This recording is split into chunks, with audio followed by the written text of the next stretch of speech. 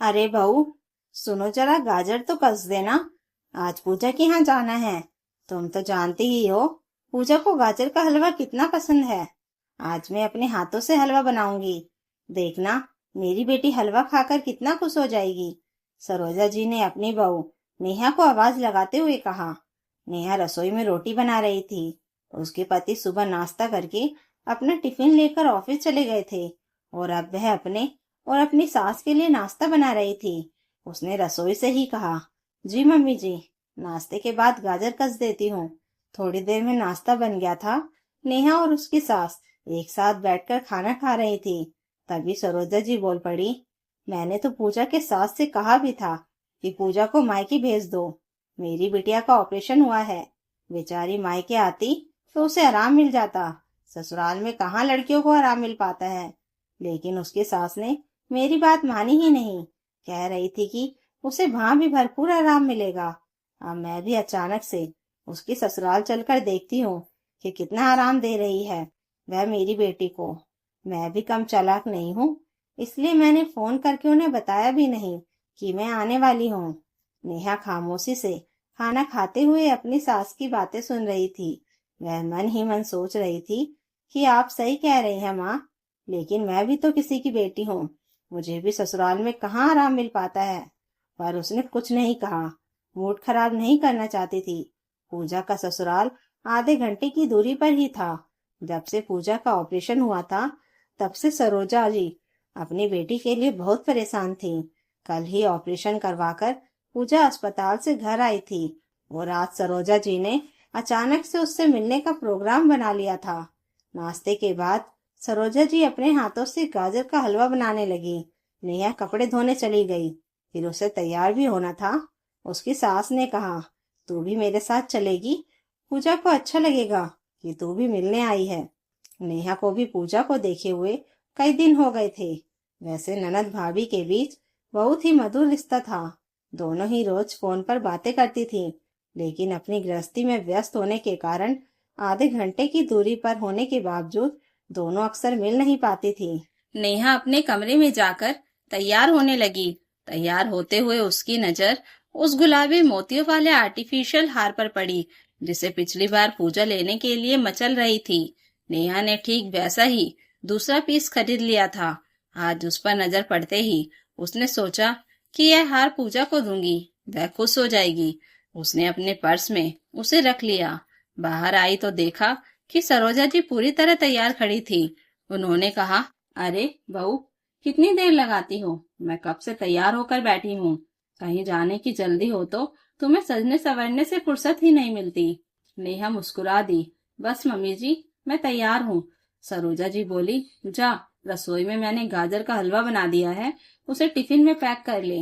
नेहा ने टिफिन ले लिया और दोनों सास बहू ऑटो में बैठकर पूजा की ससुराल की ओर चल पड़ी। रास्ते में भी सरोजा जी अपनी तारीफों के पुल बांधती जा रही थी। देखना, अब जाकर मैं पूजा के सास को चौंका दूंगी। जब अब असलियत सामने आएगी कि वह मेरी बेटी का ध्यान रख रही हैं या नहीं।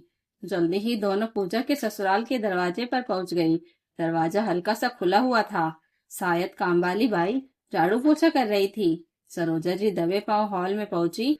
पीछे पीछे नेहा भी थी। सरोजा जी ने रसोई में झांक कर देखा तो पूजा की सास कमला जी लंच बनाने की तैयारी कर रही थी। यह देखकर सरोजा जी को बहुत सुकून मिला कि उनकी बेटी को सचमुच आराम मिला है।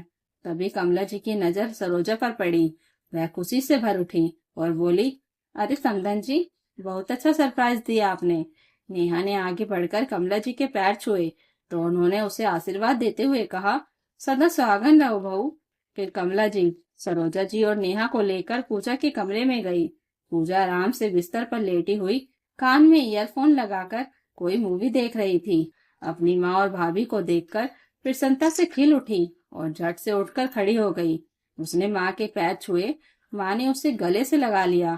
फिर नेहा भी आगे बढ़ी। दोनों गले मिली। पूजा बोली, माँ, तुम लोग बहुत चिंता करती हो। मैं बिल्कुल ठीक हूँ। सरोजा जी बोली, चिंता कैसे ना करूँ बेटी, आके तेरी माँ हूँ मैं। पूजा ने कहा, माँ, मेरी सासू माँ है ना मेरा ध्यान रखने के लिए, तो फिर चिंता की क्या बात। उसकी बात सुनकर कमला जी की आंखें खुशी से चमक उठी। एक बहू अपनी सास की तारीफ अपनी माँ के सामने कर रही थी। उन्हें और क्या चाहिए था। कमला जी बोली, आप लोग बैठिए, मैं अभी आती हूँ। कहकर वह कमरे से बाहर चली गई। सरोजा जी ने पूजा से पूछा, बेटा दर्द तो नहीं हो रहा? पूजा हंसकर बोली, अरे माँ, तुम भी ना, बस छोटा सा तो कट है उंगली में। पता नहीं कैसे इतने दिनों से दर्द हो रहा था। कल डॉक्टर के पास गई तो बोले कि छोटा सा ऑपरेशन करना पड़ेगा। अब जल्दी ठीक हो जाऊंगी। सरोजा जी बोली, हाँ बेटा, तू तो बहुत बहादुर है, हर दर्द सह लेती है। माँ बेटी की बातें सुनकर नेहा का मन भारी हो गया। उसकी आंखें भर आई, मगर उसने अपने आंसू छिपा लिए। नेहा ने पूजा को वह गुलाबी मोतियों वाला हार निकाल कर दिया तो पूजा बहुत खुश हो गई। उसने भाभी को गले लगाते हुए धन्यवाद दिया। तभी कमला जी कमरे में लौट आई और बोली, मैं लंच तैयार कर रही हूँ, आप लोग खाना खाकर ही जाइए। सरोजा जी मना करने लगी, नहीं समधन जी, हम घर जाकर खा लेंगे। लेकिन कमला जी कहाँ मानने वाली थी। नहीं नहीं, खाना तो आपको खाना ही पड़ेगा। वह रसोई में चली गई तो नेहा भी उनकी मदद करने उठ गई। कमला जी को यह देखकर बहुत अच्छा लगा कि नेहा कितनी मिलनसार है। नेहा रसोई में मदद करते हुए भी विचारों में खोई थी। उसे याद आ गया कि जब 2 साल पहले वह माँ बनने वाली थी, तब उसके साथ सरोजा जी ने उसका जरा भी ध्यान नहीं रखा था। हर बात में कहती थी, डॉक्टर कुछ भी कहे, हमारे जमाने में तो हम काम करते हुए स्वस्थ बच्चे पैदा करते थे, आराम की जरूरत नहीं होती। अब नेहा शुरुआती दिनों में बहुत चक्कर आते थे, लेकिन उसे आराम करने नहीं दिया गया। उसके खाने पीने का भी ठीक से ध्यान नहीं रखा गया।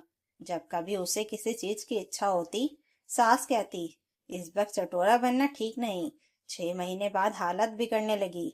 7वें महीने में ही उसे असहनीय दर्द हुआ और डॉक्टर ने ऑपरेशन किया। लेकिन अफसोस, उसे मृत बच्ची पैदा हुई। नेहा टूट गई थी। ऊपर से सास ने कहा, इतना रो क्यों रही है, लड़की ही तो थी। वह शब्द उसके दिल में तीर की तरह चुभ गए थे। वह चुप रही, आंसू पी गई। घर आने के बाद भी सास बोली, अब आराम की क्या जरूरत है, बच्चा तो है नहीं, उठो और काम करो। जबकि ऑपरेशन का दर्द उसे जीते जी जला रहा था। उसका पति तो ध्यान रखता था, पर वह हर पल अकेली महसूस करती थी। डॉक्टर ने कहा था आराम जरूरी है, लेकिन सास ने सुना नहीं। अंत पति ने ही उसे मायके भेजा, तभी जाकर वह ठीक हो पाई। आज 2 साल बाद जब उसने पूजा का छोटा सा ऑपरेशन देखा और सास को इतना परेशान पाया, तो उसका पुराना दर्द फिर जाग उठा। उसे याद आ गया कि एक माँ बेटी के लिए किस हद तक चिंतित हो सकती है। लेकिन वही माँ जब सास बनती है तो बहू के दर्द को क्यों नहीं समझ पाती। कुकर की सीटी से वह वर्तमान में लौटी। उसकी आंखें लाल थी, मगर उसने खुद को संभाला। सभी के साथ बैठकर खाना खाया। नेहा ने सास द्वारा बनाया गया गाजर का हलवा भी सबको परोसा। खाने के बाद नेहा और सरोजा जी वापस घर लौट आई। रास्ते में सरोजा जी पूजा के ससुराल की खूब तारीफें करती रही। देखा बहू, मेरी बेटी को कितना अच्छा ससुराल मिला है, उसका कितना ध्यान रखते हैं सब। भगवान से यही प्रार्थना है कि मेरी बेटी जल्दी ठीक हो जाए। तब तक नेहा ने खुद को रोक नहीं पाई। उसने धीमे स्वर में कहा, सासू माँ, ऑपरेशन तो मेरा भी हुआ था। सरोजा जी चौंक कर बोली, क्या मतलब? नेहा की आंखों से आंसू बहने लगे। जब मेरा ऑपरेशन हुआ था और मैंने अपनी बच्ची खोई थी, तब आपने कहा था जाने दो, लड़की ही तो थी। आज अपनी बेटी के छोटे से कट पर आप इतना परेशान हैं, तब मेरे दर्द को क्यों नहीं समझा? आखिर मैं भी किसी की बेटी हूँ, माँ बनने जा रही थी, पर आपने एक माँ होकर भी मेरा दर्द नहीं समझा। सरोजा जी सन रह गई। उनके पास कोई जवाब नहीं था। सालों पहले कही गई उनकी बातें आज गूंज रही थी। नेहा भागकर अपने कमरे में चली गई। सरोजा जी वहीं खड़ी रह गई। आंखों से पश्चाताप के आंसू बहने लगे। आज उन्हें एहसास हुआ कि उन्होंने अपनी बहू के साथ बहुत बड़ा अन्याय किया था। पूजा की सास कमला जी जैसी सास बनना चाहिए, जो अपनी बहू का ख्याल बेटी की तरह रखती हैं। पर उन्होंने तो अपनी बहू को इंसान समझने की भी गलती नहीं की थी। गुजरा वक्त लौट नहीं सकता, लेकिन मन में पछतावे की आग जल रही थी। उन्होंने भगवान से मन ही मन कहा, हे प्रभु, मुझसे गलती हुई, मेरी बहू को वो सारे सुख दे देना जो मैंने उससे छीन लिया।